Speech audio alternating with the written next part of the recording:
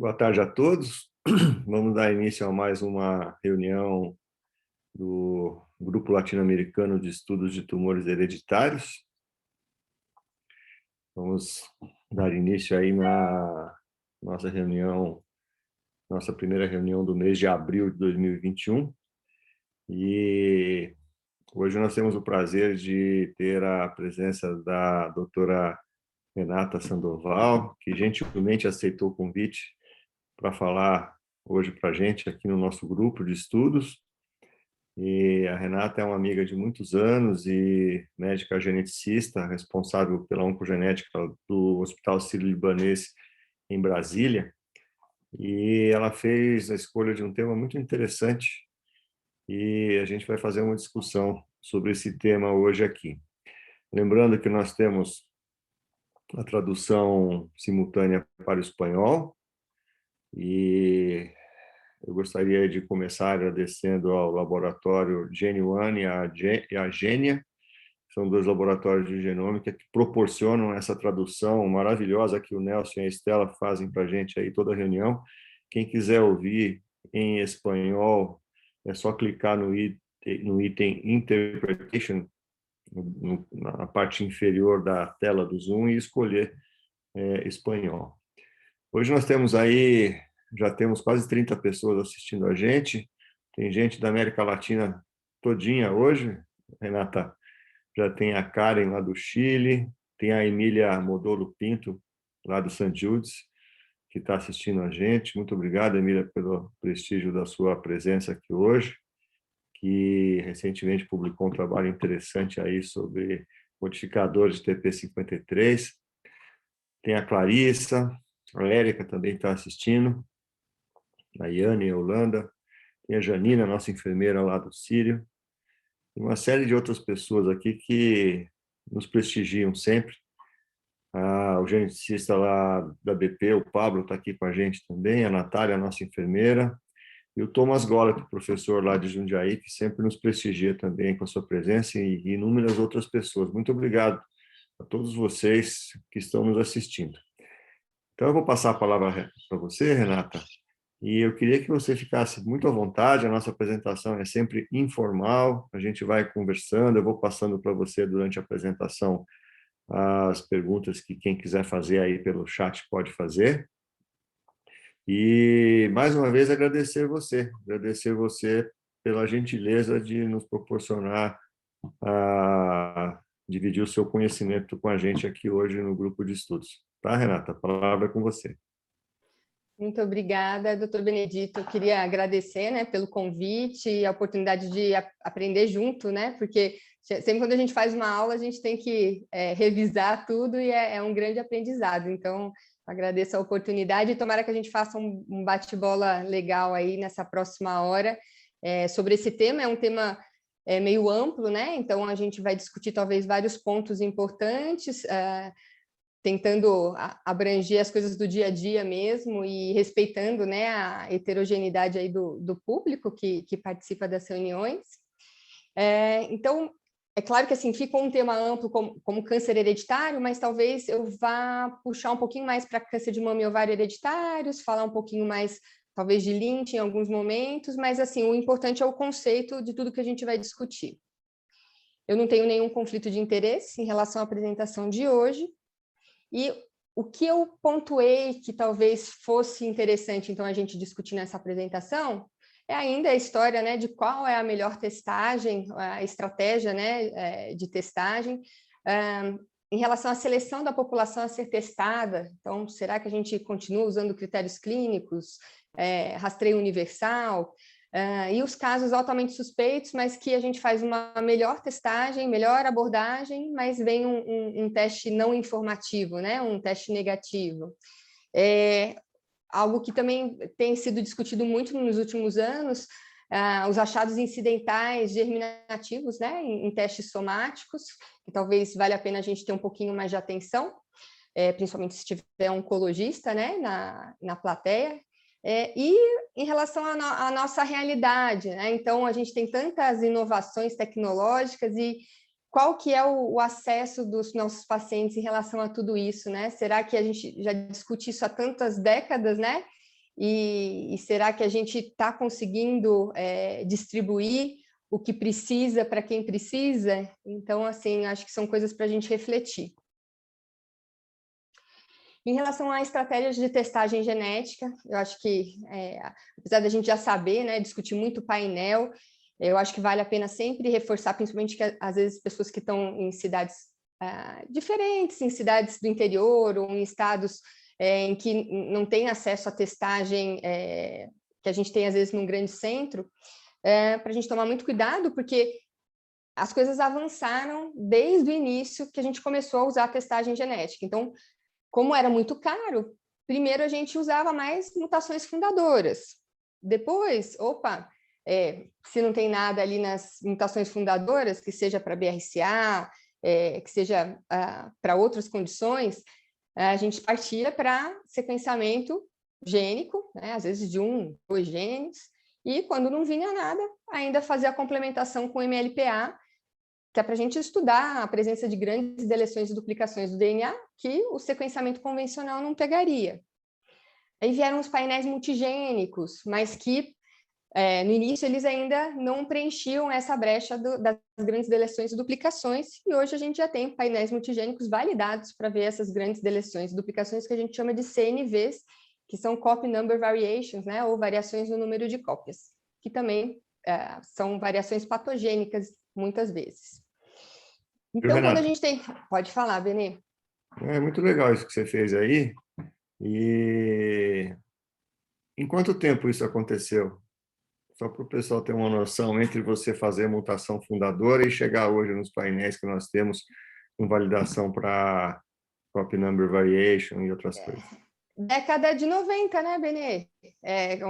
Onde a gente descobriu os genes, então, a partir do projeto Genoma, né? Então, década de 90, 94, 96, os BRCAs, né? Enfim, e dali para frente.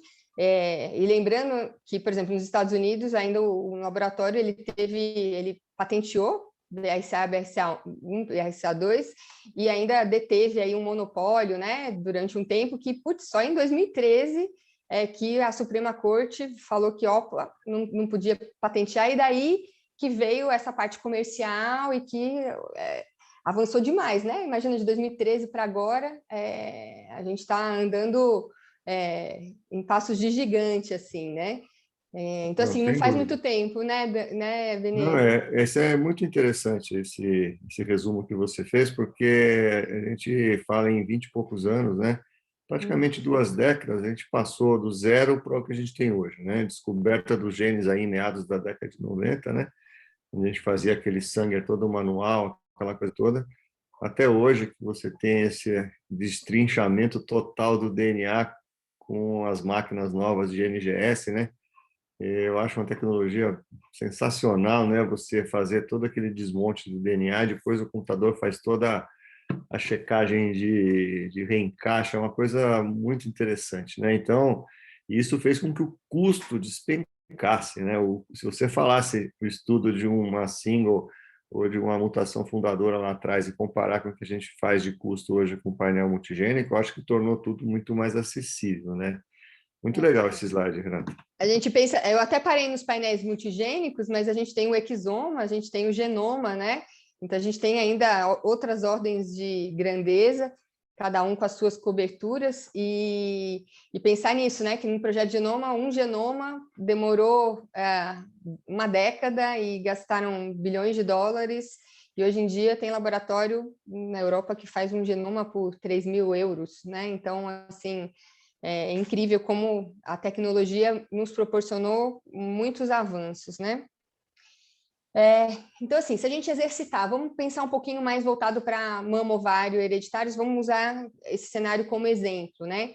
Então, vamos lá, no Brasil, como tudo é mais caro para a gente, assim como em outros países da América Latina, até pouco tempo atrás, até talvez o ano passado, eu ainda recebo no meu consultório casos muito tristes de famílias super suspeitas de serem portadores de BRCA1, BRCA2. Então, por exemplo, uma família que me marcou muito, a mãe teve um câncer de ovário com 52 anos, a filha muito preocupada, sempre correu atrás. Muitos profissionais falavam que ela não precisava se preocupar, que não tinha indicação de testagem, até que ela arrumou alguém para pedir um teste para ela.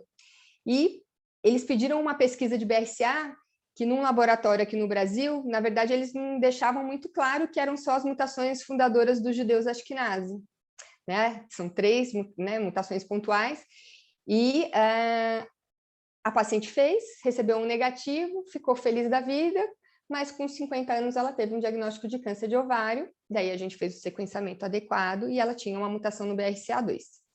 Então, assim, isso não está muito longe, Benê, isso ainda acontece, então a gente tem que tomar muito cuidado, a gente realmente tem que saber, quem faz clínica, né, é isso, os médicos são prescritores, eles podem pedir exames, mas a gente tem que saber, quando a gente pede, qual é a limitação, né, saber interpretar, para a gente poder não causar mal para uma família, para um paciente.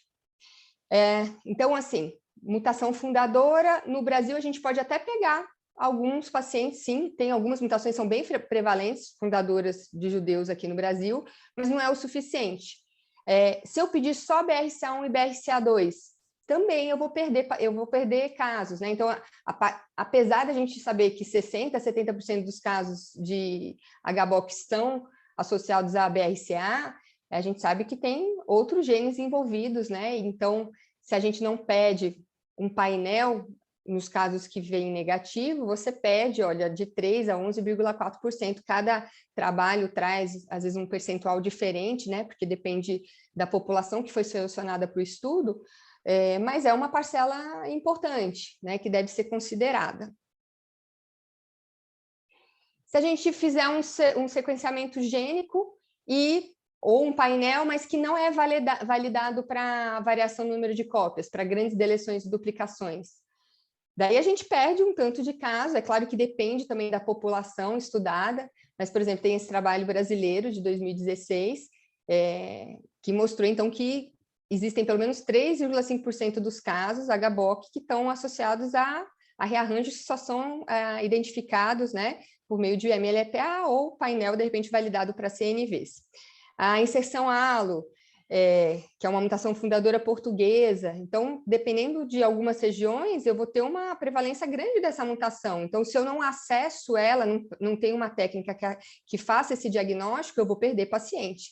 E isso varia demais, né? Então, em relação aos países, às regiões, com as suas diferentes mutações fundadoras, se envolvem ou não, CNVs, né? Mas sempre a gente vai estar perdendo uma parcela de casos se a gente não fizer esse estudo nos casos que a gente inicialmente estiver investigando e dependendo da estratégia de investigação, irem vindo testes negativos, tá? Isso é muito importante, né, Renata? Porque quando você mostra esse gráfico da direita, a gente vê uma variação muito grande por regiões, por países, né, diferentes, e, lógico, por etnia, né, por perfil genético diferente populacional. Isso é uma coisa que tem que servir de estímulo para que a gente desenvolva na América Latina estudos colaborativos, né? Nós temos aí na nossa audiência hoje a doutora Meve Domingues, ela mora na Noruega, mas é peruana e faz um trabalho muito importante na América Latina com integração de colaborações em genômica. Então, eu acho que isso mostra para a gente a importância que a gente deve dar para colaborações na América Latina, para o desenvolvimento de pesquisas e caracterização de perfil da nossa população, porque mesmo dentro da América Latina existem variações. Então, esse slide, para mim, tem uma importância muito grande, viu, Renata? Legal. Importante mesmo, Benê. E quando a gente opta por painel, né? Quais os genes devem ser avaliados? Hoje a gente tem painéis imensos. Será que, para, por exemplo, HBOC, será que eu faço só os 9 que são os principais? Então, assim, sempre que a gente for escolher um teste, a gente tem que entender esses genes, né? Tem associação com a doença que a gente está investigando? Isso chama validação clínica. Essa informação, ela é acionável? Se eu identificar uma alteração dessa, eu vou traduzir algo para a clínica? O que faz algo ser acionável, né? Então, a associação é robusta, então tem validade clínica, a magnitude da associação é clara e a tradução dessa validade clínica tem que ser feita, né, em ação, só que sempre a gente vai ficar se perguntando quando a gente deve intervir, né? Então, por isso também a gente precisa de estudos para saber esses cut-offs, né? Quais são as idades principais de quem precisa o quê. E a intervenção que a gente deve fazer, né, de forma acionável, tem que ser segura e efetiva. Então, a gente tem que ter essas ideias, esses conceitos quando a gente pensa em painéis ou testagem. Então, sempre ter esse conceito de validade e utilidade clínica. E daí eu comento que, na verdade, eu vou reabordar talvez até isso daí um pouquinho mais lá na frente, né? Não adianta a gente ter, às vezes, maior positividade de testes, né? Porque muitos trabalhos, às vezes, trazem esses conceitos, a taxa de variação patogênica detectada, tantos por cento. Só que, poxa, às vezes é um HBOC e veio uma mutação monoalélica no MUTYH.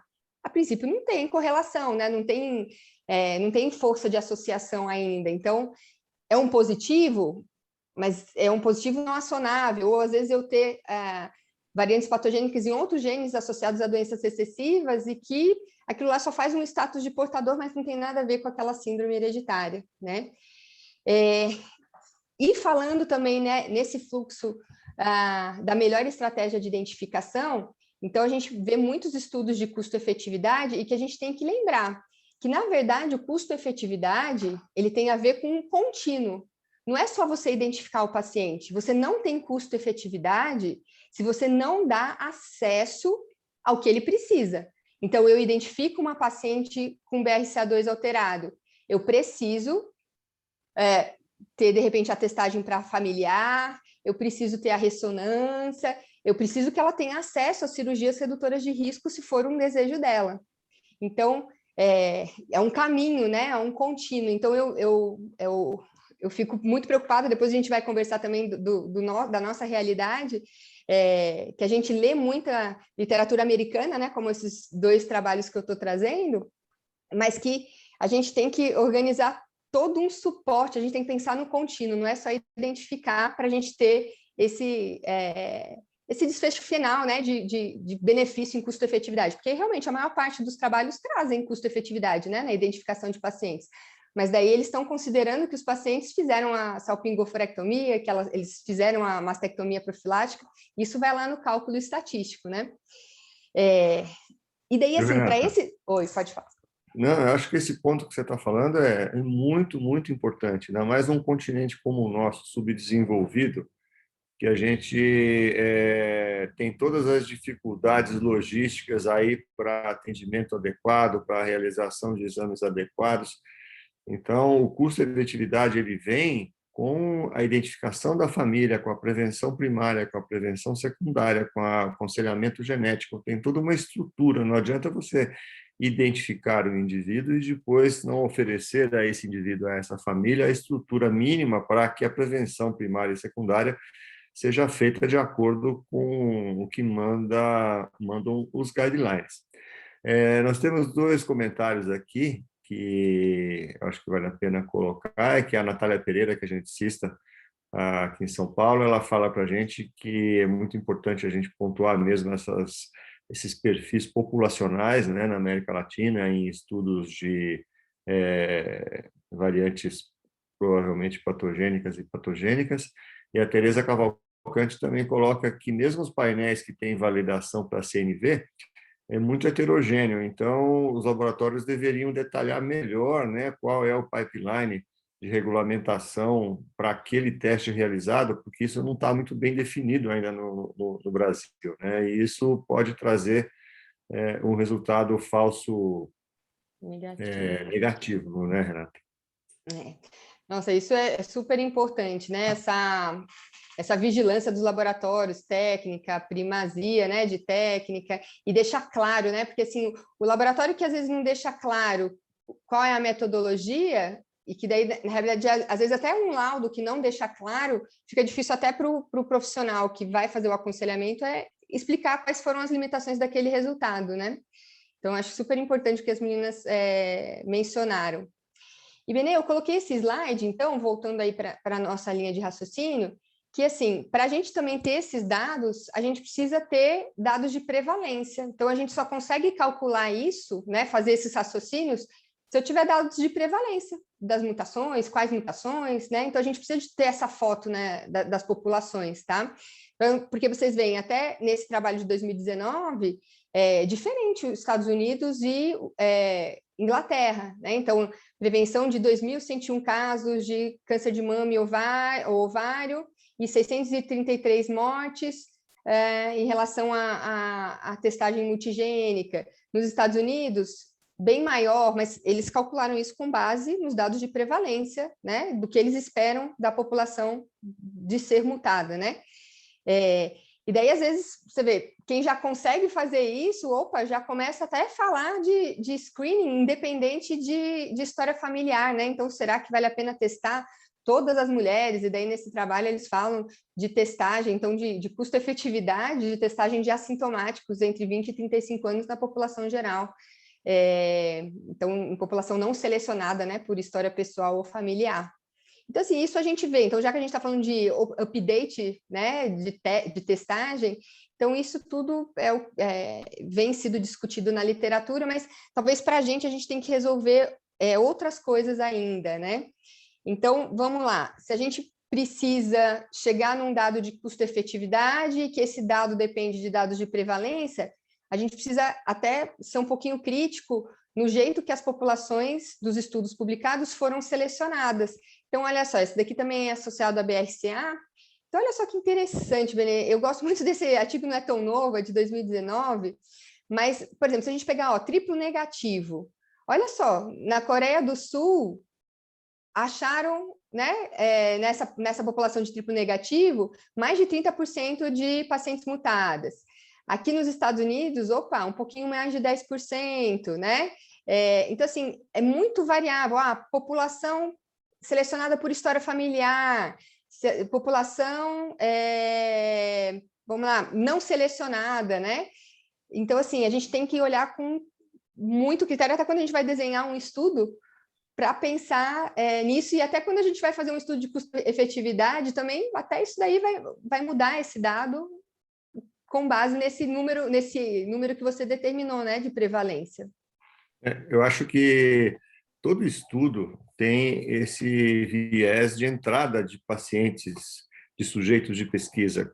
Se você tiver uma seleção restrita, ou seja, seguir critérios muito específicos, você vai ter uma porcentagem mais alta de dados positivos e você pode ter um custo-efetividade diferente.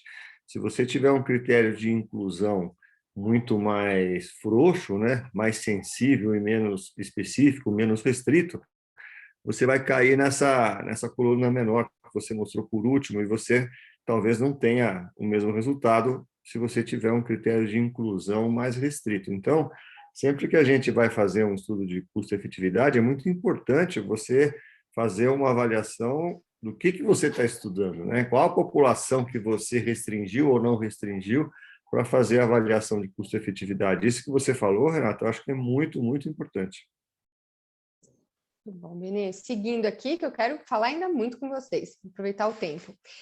E daí, eu gostei, esse trabalho que eu selecionei, Genes, de 2019, do pessoal da América Latina, mas, na verdade, assim, eles estavam discutindo a questão dos inibidores de PARP, mas eu achei muito bonitinha a revisão, né, das publicações de vários países, então, por isso que eu acabei trazendo para cá. Então, a gente você vê na nossa América Latina como é heterogêneo. Então, a gente tem o Brasil com papers e outros colegas, né, também, Chile, México, Colômbia, Argentina, publicando, mas a gente tem outros países que não tem nada de dado de prevalência, né? Muito, muito difícil, assim. Então, isso a gente pensando, BRCA, muitos, às vezes, falando só de mutações fundadoras, outros, às vezes, sequenciando o GNT em todo, e pouquíssimos falando de não BRCA, né? Genes de moderada penetrância. Então, é isso, é muito heterogênea essa história da pesquisa, e talvez, vamos lá, eu trouxe mais os dados de Brasil, né? Então, vamos falar do Brasil, que é o que a gente consegue falar, né, Benê? da gente aqui. A gente tem grandes leões, né, acadêmicos aqui que conseguem tirar água de pedra, né? E enquanto o pessoal dos Estados Unidos está publicando painel multigênico, fazer para todo mundo, aqui a gente tem essa super dificuldade, que a gente vai ver os nossos trabalhos, poxa, às vezes a gente consegue só mutação fundadora, às vezes a gente consegue só BSA1, BSA1, 2, mas às vezes num grupo eu nem consigo tudo para todo mundo, eu tenho que fazer uma estratégia, né? E daí a questão dos custos da pesquisa e de quem subsidia isso e essa questão de fundos da pesquisa, porque eu comparo muito com os Estados Unidos, Benê, e daí, olha só, quando eu fui rever essa timeline, poxa, isso deu uma inveja, né? Em 2016, o presidente Obama deu 125 milhões de dólares para pesquisa, para medicina de precisão, e que a parte, né, de câncer hereditário entra. E assim, a gente vê o quanto que a gente tem dificuldade, né, de verba, de executar. Então, a gente tem o molde, né, a vontade, mas a gente tem um caminho mais árduo, né, de ter verba para poder executar esses trabalhos. A gente tem o público, a gente tem as pessoas para fazerem, mas às vezes a gente não tem a verba, né? Não sei se você quer comentar sobre isso, Benê. Eu concordo totalmente com você, Renata. Eu acho que a gente vive uma outra realidade aqui no Brasil e na América Latina também, né? Você tem esforços individuais de pessoas que fazem pesquisas em instituições que são ilhas, né? Como você mostrou aí a Patrícia Prola, a Idenir, você mesmo, Maria Isabel, a Dirce Carraro, todas as pessoas conhecidas aí, né? Muitas outras, mas a gente conta aí nos dedos das duas mãos, né? Quem são essas pessoas? A gente conhece o esforço individual para buscar financiamento de pesquisa, né? Então, eu acho que é desonesto a gente comparar as estruturas que nós temos aqui no Brasil, na América Latina, né? Os países da América Latina mesmo têm heterogeneidades de pesquisa absurdas. A gente fez recentemente um trabalho, um lynch, coordenado aí pela Neve, e tem países que nem imunohistoquímica fazem, né? Muito menos busca de mutação de variantes patogênicas nos genes e muito menos painéis, né? Então, o acesso econômico, a limitação econômica, ela é cruel, né? Para nós aqui da América do Sul, da América Latina, né? Então, financiamento de pesquisa ainda é um desafio, né? A gente está vivendo hard times, né? E a gente tem alguns projetos aí engatilhados, vamos ver se vai dar certo, mas a gente tem que fazer todo esse esforço concentrado para que as coisas andem, né? Porque não tem outra maneira de você contribuir não tem como contribuir para a ciência sem financiamento. É um pressuposto, né? Como você diz, é uma coisa que tem que estar casado, né, Renata? E daí, Vanessa, você vê aqui, eu coloquei então alguns estudos brasileiros, né, mas que usaram abordagens de testagem diferentes, então fica difícil até a gente olhar essa taxa de detecção, né, variando de 4% a 29%, e até em relação à população mesmo testada, qual foi o critério, teve câncer, não teve, então é super heterogêneo, e daí fica difícil a gente comparar e usar dados até para tentar convencer, né, os políticos, enfim, fazer os nossos estudos de custo-efetividade. A Ivana, nossa amiga lá da Bahia, está falando assim, não esqueça do esforço que a gente faz aqui para tirar leite de pedra e também publicamos, né? Sem dúvida, eu acho que tudo isso é muita transpiração, né? Por isso que eu dou muitos parabéns para todos os pesquisadores aí pelo Brasil afora que tem esses grupos, né? Esse pessoal que realmente se dedica, né? A Érica também está falando que as limitações do teste genético entra na equação também a falta de capacitação, né? Que a gente falou lá no começo da apresentação, né, Renata? Então, o custo-efetividade é um conjunto, né, de ações, não é só o teste, né, Renata? É isso aí. E Venerei falando dos painéis multigênicos, então a gente tem poucos trabalhos, talvez isso daqui está um pouquinho desatualizado, mas a gente tem muitos poucos trabalhos de painel multigênico, né, aqui na América Latina, então a gente tem poucos dados.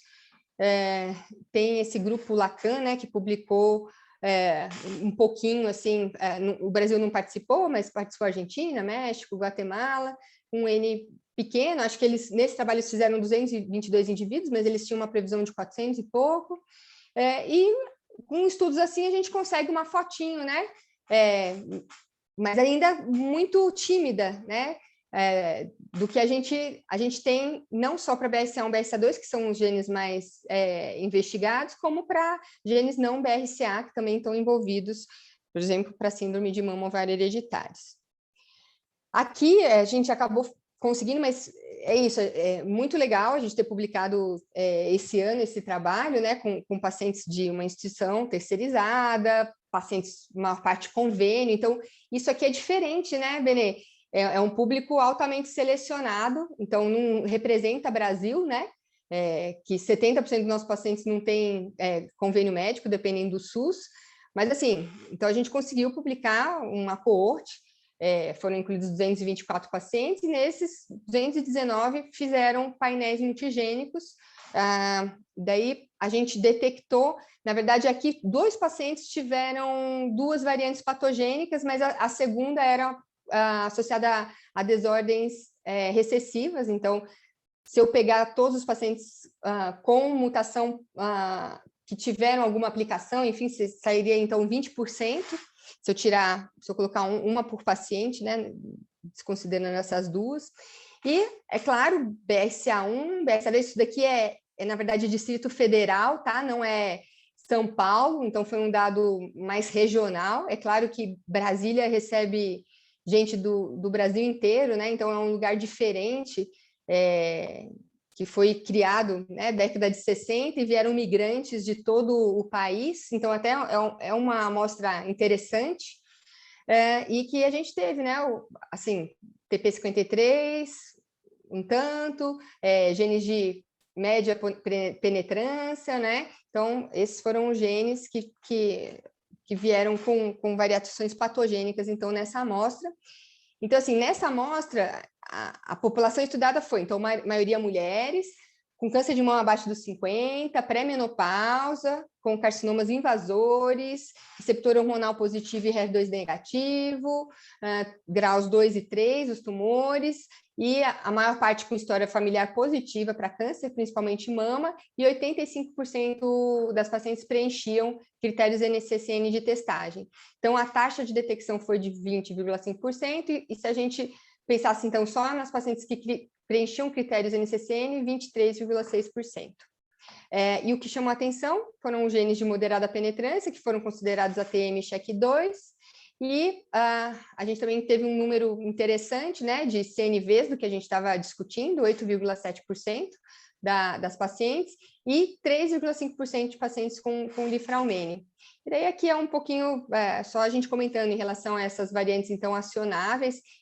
Esse valor é em relação, então, ao valor total de pacientes testados e não dos pacientes que vieram com variantes patogênicas. Então, assim, é uma amostra selecionada, né, Benê? Mas com uma taxa de positividade e com genes acionáveis alta, né? E que talvez aqui a gente quis contribuir que para a nossa população, pelo menos falando da população que a gente atendeu aqui no Distrito Federal, que só fazer BRCA1, BRCA2 não é o suficiente, que vale a pena a gente ampliar, então, para painel, e que talvez a melhor estratégia, de repente, já seria até um painel, assim, pensando em custo mesmo, né? Um painel, diretamente um painel validado para CNVs. Então, é só para compartilhar um pouquinho de um dado regional, né, do nosso serviço, e que a gente publicou esse ano. Mas eu sei que é isso, são dados de uma ilha, né? Porque a gente só conseguiu fazer isso porque a gente está dentro de uma instituição privada e com pacientes com recursos, que ou fizeram pelo convênio ou fizeram out of pocket, né? Pagaram, mas porque eles têm condições. Esse estudo seu, né, Renata, tem algumas coisas muito interessantes, né? Primeiro, a seleção dos pacientes. Veja, você tem 1 em cada 5 exames que você pede, ele vem com positividade. Ou seja, é bem mais alto do que se esperaria, porque você tem um critério de avaliação da história familiar, um critério bem estruturado, né? É o que a Erika fala no chat para a gente aqui, que a história familiar é fundamental, né? Então, você tem uma taxa de 1 para 5. Outra coisa interessante é que você tem 15% dos resultados positivos, né, em genes de moderada penetrância, que você acabou de falar, a importância de não olhar só para o BRCA1 e BRCA2. Outra coisa interessantíssima do seu trabalho é o número, né, de CNVs. Então, mostrando a importância daquilo que foi falado no começo da apresentação, da qualidade do laboratório e do pipeline de avaliação de CNVs, né?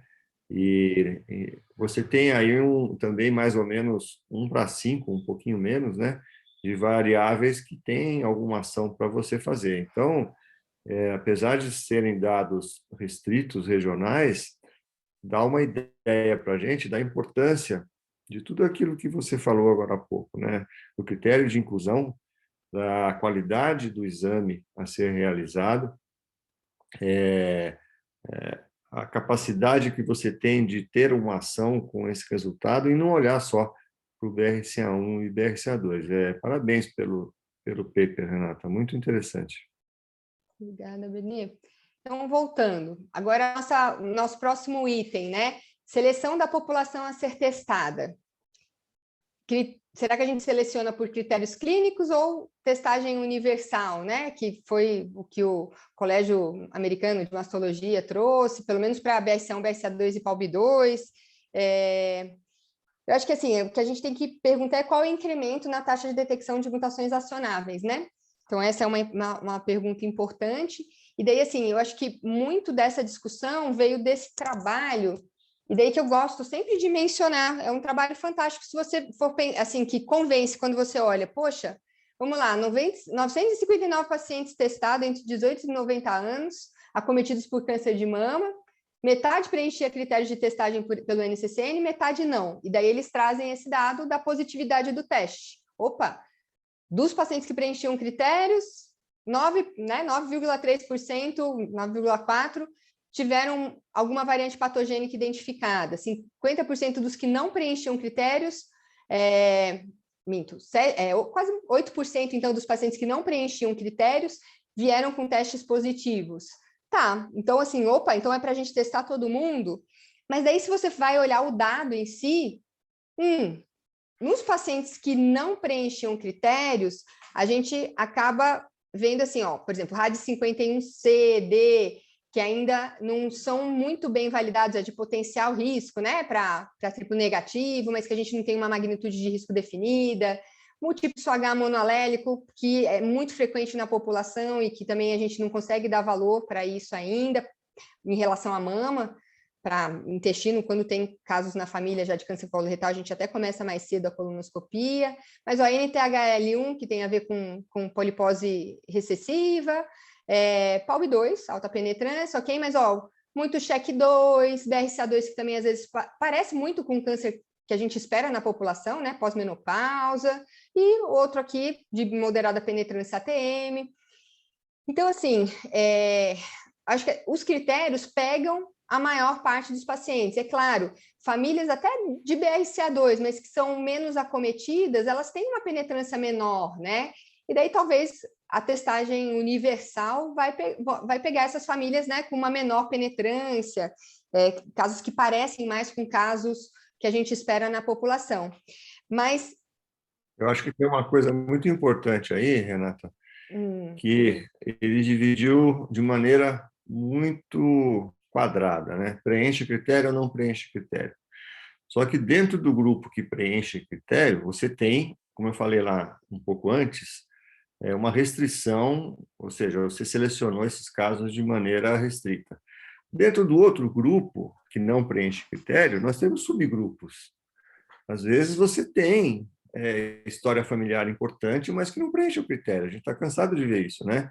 São aquelas famílias que é menos um critério, menos dois critérios. A gente até fez um registro do Sírio, da Beneficência Portuguesa, critérios clínicos, menos um, menos dois, porque isso não exclui a possibilidade de você valorizar a história familiar, né?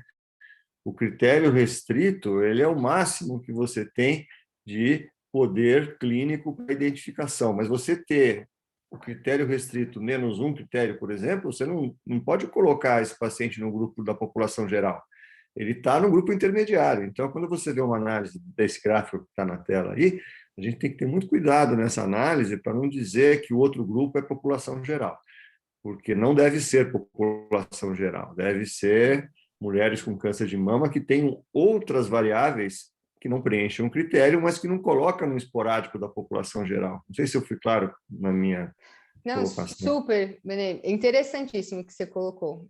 Exato, eu nem tinha pensado dessa forma, viu? Muito interessante, super interessante sua visão, concordo. E além, então, desse ponto que você colocou, é isso, muito dos genes do grupo que veio positivo, mas não preencheu o critério, eram genes não associados ao fenótipo de mama. Então, poxa, mutação no BLM, mas não tem o segundo, né? É recessivo, eu tenho um só portadora, DIS3, L2, FH, então, assim, MIT-F. Então, eu realmente, assim, eu questiono um pouquinho essa história da positividade, mas, assim, positividade para genes não associados ao fenótipo, né? Então, a gente tem que tomar cuidado, ó, era 3,2%, então, desses positivos eram esse cenário. Muito bem, Só então, para dito... falar aqui para você, a Clarissa Picanso, lá do Ceará, ela trabalha no Instituto do Câncer do Ceará, no Nordeste do Brasil, ela está com um projeto Pronon lá, com 512 pacientes em um estudo. Ela diz que em breve vamos ter dados aí para publicar. Mais um esforço, né, de colocar avaliações regionais. E o Thomas Gollett também coloca aqui um caso clínico. Thomas, no final, se a gente tiver tempo, a gente pergunta para a Renata a opinião dela sobre o caso clínico. Mas parabéns para a Clarice. Nossa, fantástico, hein? Um N de 512. Nossa Senhora, vamos esperar esse estudo, hein? E daí outra pergunta, Benê, que eu gostaria de colocar. Então, assim, antes da gente pensar em testagem universal, né? Então, quem tem indicação formal de testagem está sendo testado? Então, eu coloquei esse trabalho que é um pouquinho mais antigo, dos Estados Unidos, né, de 2017. Nesse trabalho, eles pegaram 47 mil mulheres, 47 mil e poucas mulheres, 2,7% tiveram câncer de mama, 0,4% tiveram câncer de ovário, e daí eles olharam quem que preenchia critérios ou não de testagem dessas que tiveram história ou de mama ou de ovário, ou história familiar desses tumores, né? E daí a gente vê que poucas tiveram a oportunidade, então essa barrinha cinza, poucas tiveram a oportunidade de discutir questão de testagem ou ter algum tipo de aconselhamento com algum profissional de saúde, né? Essa é a barrinha cinza. Na barrinha amarela, na verdade, então, outras, menos, tiveram, então, a indicação, o aconselhamento de prosseguir por uma testagem genética. E, na verdade, outra parcela menor ainda é que conseguiram fazer o teste genético. Então, a gente vê que a gente ainda está muito aquém de testar quem realmente deve. Esse trabalho é um trabalho antigo dos Estados Unidos, mas talvez a gente não esteja muito longe disso daí, que menos de uma em cada 5 mulheres, então, com história de mama, ovário, com indicação de testagem, elas conseguem ser testadas, né? Então, acho que a gente tem que refletir, né, em relação a tudo isso. E daí eu coloquei um pouquinho de dado de Lynch em sua homenagem, Benê, até para se você quiser comentar. Esse trabalho também não é muito novo, mas também grupo, né, multicêntrico, recebendo informações de vários centros, então, que tinham atendimento, né? E se tinha algum programa, então, de identificação de pacientes, se eles usavam imunohistoquímica para seleção, se tinha disponibilidade de testagem genética, às vezes até testagem somática, e a gente vê que é muito variável, né? Até o que cada instituição tem a oferecer, ou tem de programa, ou tem até de conscientização, por exemplo, quem já trabalha numa instituição e quem é geneticista, essa história da gente participar dos tumor boards ou das reuniões das várias especialidades, mama, intestino, né, melanoma. Às vezes, se você tem um profissional que está lá para discutir genética e está trazendo sempre essa demanda da história familiar e de critérios de indicação, de testagem, você acaba criando, todo mundo vai tendo um conhecimento mais homogêneo ali no grupo, né? Mas se você não tem esse incentivo, isso se perde. E as pessoas não lembram em pensar nisso no dia a dia, ou acha que, às vezes, naquele momento, às vezes o profissional até pensa, tem alguma coisa aqui, mas eu acho que é muita coisa para a pessoa nesse começo. Ele já está com um diagnóstico de câncer, poxa, já vou introduzir assunto de hereditariedade, eu acho que é too much too soon, né? E daí isso às vezes se perde.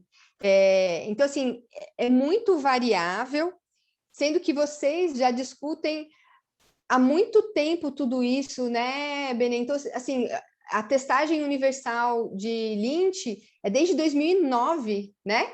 Daí tem um trabalho que em 2012 tentou ver nos hospitais, nas comunidades, o quanto que as diretrizes estavam sendo realmente utilizadas. Você vê que daí, assim, trabalhos mostrando que super baixo esse uptake das diretrizes. E agora a gente está, vai pensando, vamos lá, em 2018, que foi quando esse trabalho foi publicado, né? Quase 10 anos, então, depois dessa discussão de rastreio universal, ou pelo menos rastreio pela imunistoquímica, né? E que a gente vê que ainda é muito heterogêneo, né? O que as pessoas oferecem em relação a isso.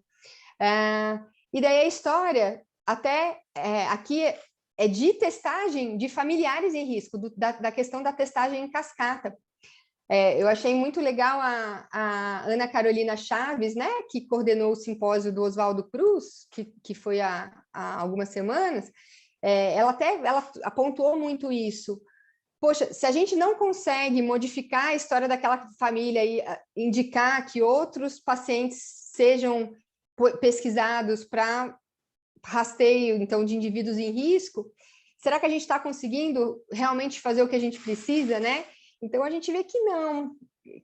Então, às vezes, mesmo quando a gente identifica alguém, a gente não consegue, às vezes, uma abrangência bacana ali daquela família para a gente mudar realmente a história da doença, né? Benê, eu vou correr um pouquinho, porque eu vi que a gente está com um tempo apertado, mas você me dá Você me fala até onde eu vou. Nós temos 13 minutos. Tá. Então, casos altamente suspeitos. Agora a gente vai, então, para outro tema. A gente já reclamou bastante da vida, que ainda o pessoal não está identificando de forma adequada, que a gente não tem dinheiro para pesquisa. Então, agora vamos falar, talvez, de coisas para a gente lembrar no nosso dia a dia, né? Então, olha só.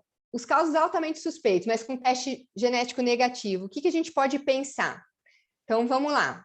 Score de risco poligênico, né? É uma tendência, uma discussão aí que vem vindo nos últimos anos, muitos trabalhos muito legais, mostrando a aplicação dos scores poligênicos, né? Que são, então, variações de um único nucleotídeo, aqui e ali, que cada um acaba tendo lá um RR de 1.2 para uma certa condição, sozinho eles não fazem nada, mas às vezes quando a gente combina lá 180, 300 desses SNPs, a gente pode conferir, então, um aumento de risco para determinada condição.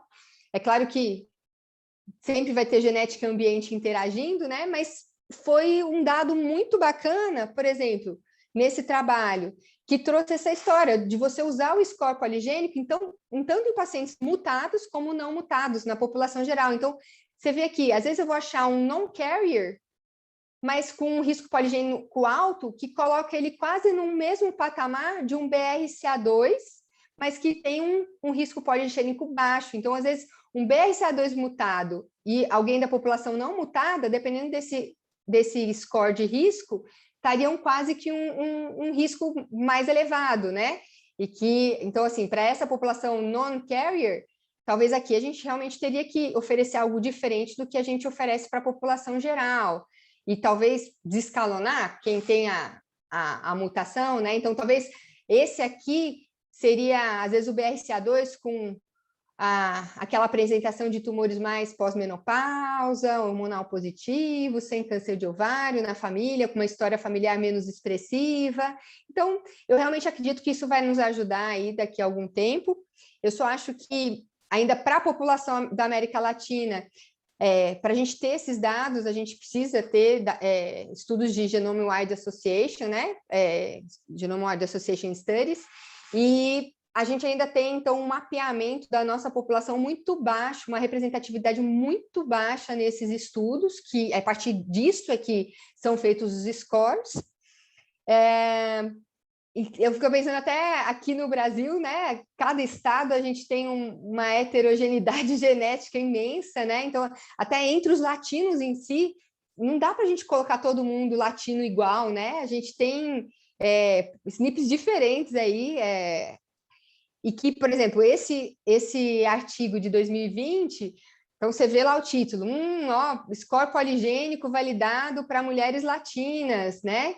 E daí você vai ver, poxa, we did not test the performance em pessoas com ancestralidade africana. Então, por exemplo, aqui no Brasil, a gente é latino, mas a gente tem uma baita contribuição, né, de ancestralidade africana pela nossa história. Então, eu acho que vai ser fantástico o dia que a gente resolver essas equações, né? Então, primeiro da gente conseguir, de forma ética, fazer genomas brasileiros do pessoal da América Latina, para que a gente tenha ferramentas para fazer validar essas ferramentas, né? E que, de repente, a gente consiga usar isso melhor para estratificar, mesmo quem é mutado, quem não é mutada, para uma vigilância, uma estratégia de prevenção diferente do que a gente oferece para a população geral. Além dos scores poligênicos, eu sempre lembro disso. Quando eu tenho um paciente altamente suspeito, eu fico sempre com essa reverberação na minha cabeça das variantes patogênicas intrônicas profundas que talvez não sejam avaliadas, identificadas pelos métodos atuais de sequenciamento, né? E daí, agora, também vem lá a tendência de você sequenciar RNA, talvez isso chegue melhor aqui no Brasil, o RNA é um material mais difícil de trabalhar, né, do que o DNA, menos estável, né? Mas que pode ser, vai ser uma boa ferramenta tanto para classificar variantes de significado incerto em regiões intrônicas, como, às vezes, para identificar mutações intrônicas profundas que não estão sendo vistas pelos métodos atuais de sequenciamento. E acho que uma terceira possibilidade que a gente sempre tem que estar na cabeça é a história do mosaicismo somático verdadeiro. Então, o que é isso? Tem lá minha primeira célula, eu começo a me dividir e pode ocorrer uma mutação ao longo da minha embriogênese. Então, se acontece isso de uma forma mais precoce, eu vou ter mais células com aquela mutação.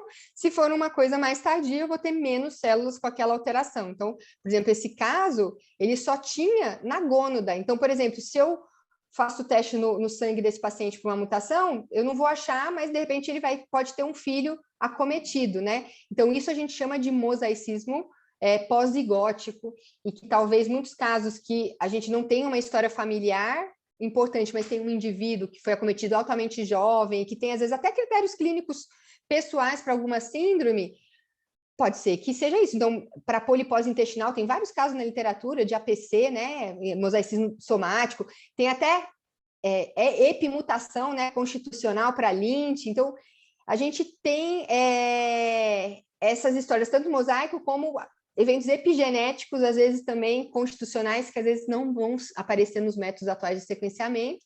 E aqui eu só coloquei para ilustrar, então, um caso de mosaicismo, uma paciente BRCA2, ela não tinha história familiar, ela tinha tido câncer de mama com 36 anos, e eles viram, então, as diferentes frequências alélicas, né, dessa variante patogênica em diferentes tecidos e confirmaram, então, que ela tinha um mosaicismo somático verdadeiro. E qual que é isso daqui, a aplicação clínica, né? Se ela tiver nas gônadas, ela pode ter uma filha, então, um filho com a mutação em todas as células do indivíduo. Para a TP53, a gente tem conversado muito sobre isso, porque a gente ainda tem um confundidor, que a gente tem clones que acontecem só na nossa medula, então, principalmente pacientes que fizeram quimioterapia ou são mais idosos, A gente pode, num teste de sangue, às vezes, vir com variações patogênicas no TP53, mas com frequências alélicas até menores e que sugerem um mosaico, né? E que às vezes não é um mosaicismo verdadeiro, né? É um mosaico somático, foi pós-natal, né? E às vezes só, por exemplo, por causa de um clone hematopoético. Então, vários trabalhos também têm trazido essa discussão, às vezes tentando delimitar cutoffs aqui de frequência alélica para a gente poder ou não pensar nisso tudo. É sempre um caso que vale a pena, se vocês tiverem um caso desse, é sempre legal discutir em tumor board, tá? Porque tem casos bem desafiadores, porque às vezes a história familiar, então, não é importante, às vezes é um paciente com câncer em idade jovem, e às vezes você tem até indicação de testar o filho, porque se ele tiver o paciente for realmente um mosaico verdadeiro, e ele tiver um mosaicismo gonadal, ele pode ter um filho. Então, se você não acha nada no sangue do paciente, você achou uma variante com uma frequência, ou uma frequência alélica suspeita no sangue, ou às vezes até, o que eu vou apresentar mais lá na frente, uma variante no tumor, e que pode sugerir algo germinativo, então a gente usa essa frequência alélica aqui para pensar nesses casos, tá? Não sei se eu fui muito clara, Benê. Essas coisas a gente tinha que ter um pouquinho mais tempo. Talvez a gente vai ter que ter outra aula. O mosaicismo é sempre um desafio, né, Renata? Eu acho que o importante desses casos que saem da rotina é discutir em grupo. Você falou muito bem. Eu acho que a ideia de casos rotineiros a gente resolve com os guidelines. Agora, os casos que saem da rotina e que entram nas exceções, naquelas porcentagens que a gente começa a ficar na dúvida do A, ou do B, ou do C, eu acho que aí a gente tem que ir para um board, né? Tem que fazer discussão de grupo, porque até do ponto de vista legal, a gente tem que nós temos que nos resguardar em termos de uma conduta que você não tem um padrão bem estabelecido, né, Renata? Exato, perfeito, Benê. Eu acho que em grupo a gente pensa muito melhor. E daí eu acho que para a gente, talvez um dia a gente discuta melhor isso daqui, Benê, porque eu acho que é super interessante, né? Nesses últimos anos, então a gente tem usado mais testagem somática do tumor, principalmente em pacientes com câncer avançado, refratário, e que o tumor, a princípio, seria para a gente olhar, então, as mutações adquiridas, as vias de carcinogênese, alguma terapia-alvo, mas que ali às vezes pode ter um achado que é germinativo. Então, esse trabalho fez 1000 tumores e, por exemplo, quando aparece BRCA1, BRCA2 mutado no tumor, 80% germline, germinativo, né? É claro que aqui é uma amostra mais de mama, tá? É uma amostra heterogênea, mas teve uma boa representatividade de mama. PALB2, também tem que prestar atenção. Então, assim, tem alguns achados, às vezes, somáticos que podem determinar algo germinativo. Tem esse artigo, eu recomendo super que o pessoal pegue, do De Leonardis. Ele traz um passo a passo de quando eu tenho que pensar, então, em testagem germinativa, tá? Para algumas variações no tumor. Então, ele sempre fala de frequência alélica, se o paciente preenche ou não critérios de testagem. Eu acho que vale a pena depois discutir isso com maior calma. Eu trouxe mais esse ponto em relação às mutações fundadoras, que são fáceis de ver, né, Benê? Então, se você achar uma mutação fundadora num teste somático, apesar de você não estar fazendo aquele teste somático para ver câncer hereditário, isso pode ser algo germinativo, tá? Então, aqui eles trazem algumas dessas mutações fundadoras, e eu falo principalmente da nossa, da R3C7H no TP53, né? Tá quase aqui para sair um artigo nosso, a gente pegou 755 amostras de foundation, de pacientes não selecionados por tumor ou idade, e a gente achou 2,5% de pacientes com TP53R3C7H, e a maior parte pulmão, mas também tem esse viés, né? Pulmão é mais testado, e deu quase, de todos os positivos, se eu não me engano, acho que quase 50% era pulmão. E daí tem esse trabalho super bacana que fizeram um brasileiro, né? Que publicaram agora em março, incrível, assim, achei muito legal. com 513 tumores, então o Genomic Profile de 513 tumores de pulmão, e que eles também falaram, ó, da R3C7H, então esses foram pacientes que não fizeram testagem germinativa, mas que isso seria um autoindicativo. Por exemplo, no nosso trabalho a gente conseguiu resgatar que alguns fizeram, e todos que fizeram o germinativo comprovaram que o R3C7H era germinativo e não só somático, tá? O pessoal que está assistindo aqui está dando os parabéns para você e está dizendo que a sua aula pode dividir em mais umas 3 ou 4 para a gente voltar com você aqui. Eu preciso esmiuçar para você dividir a sua aula em falar de mosaicismo, em falar de teste genético somático, quando fazer o germinativo. A Clarissa, a Bianca, está todo mundo falando isso para você aqui no chat, viu? Para você voltar aqui dividindo esses temas, que você foi muito feliz na escolha dos temas da sua aula, né? São temas muito importantes. Isso que você está falando, acabou de falar agora, é muito, muito importante. Você pede o painel somático e vem lá uma mutação fundadora, você obrigatoriamente tem que pensar que haja uma coisa germinativa, né? Então, assim, a gente está se deparando cada vez mais com novos desafios, né? Então, eu acho que o nosso tempo terminou, Renata. Eu queria que você Bom, ótimo. concluísse, se fosse possível, e você vai ficar com esse compromisso com a gente aí. A Iane está agradecendo você pela aula, a Clarissa está agradecendo, a Bianca lá de Juiz de Fora, junto com o Milton Prudente, está agradecendo você, o Elias Ábido, o Thomas Gollop, está todo mundo te agradecendo aí, parabenizando pela aula. Nós temos a Natália Pereira também, sua colega geneticista aí. Temos gente aí do Chile, né?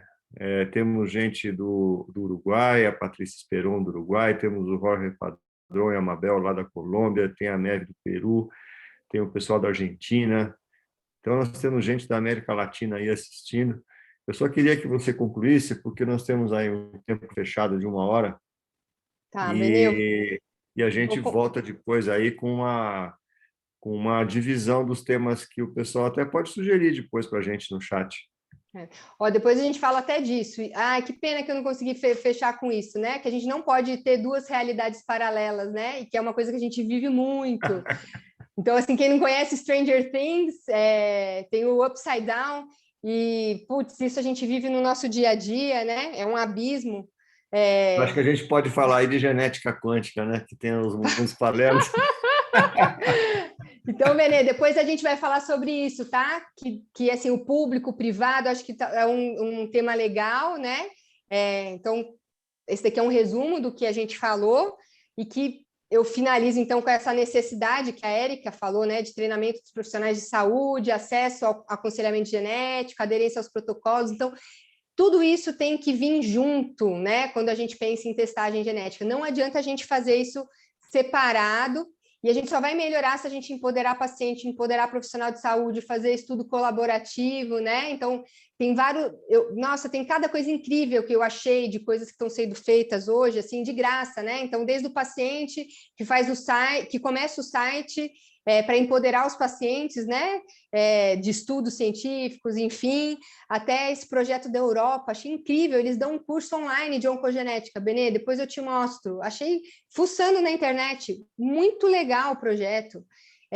Vocês, né? Olha só o que vocês fazem. Então, assim, é isso que faz a gente ir para frente, apesar de todas essas dificuldades, e eu acho que a gente tem que voar junto, né? Então, uma andorinha só não faz verão, né? Então, a gente tem que... é só junto. Não adianta, é trabalho de formiguinha, mas a gente tem que estar motivado, e é isso, a gente vai mudando, deixando um legado, e vão vir pessoas melhores, e vão continuando a bater a bola, mas eu acho que é isso, tem muita coisa para a gente fazer, muita coisa para a gente aplicar do que a gente estuda e lê nos artigos científicos, né, e discute nos congressos, mas tá bom, é isso aí, vamos que vamos, né?